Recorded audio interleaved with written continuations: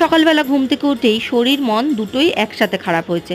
ইচ্ছাই করছিল না একটু ভালো করে চা বানাই। তাই মনে হলো শর্টকাটে একটু লিকার চাই করা যাক। কিন্তু চা খেতে বসে তো আর শর্টকাট হয় না।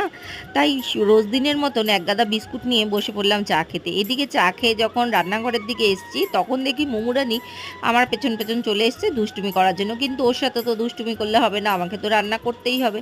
আর এদিকে আবার মাছটা ভাজার পর মনে হলো রোজ দিনের মতন একঘেয়েমি মাছ করব না। আজকে একটু রুই মাছটা অন্যরকম করে করি। তার জন্যই কড়াইতে দিয়ে দিলাম সর্ষের তেল, তারপরে কালো জিরে একটু ফোড়ন দিয়ে আদা বাটা দিয়ে দিলাম ১ চামচ। তার মধ্যে পোস্ত আর চালমগজ বাটা দিয়ে দিলাম।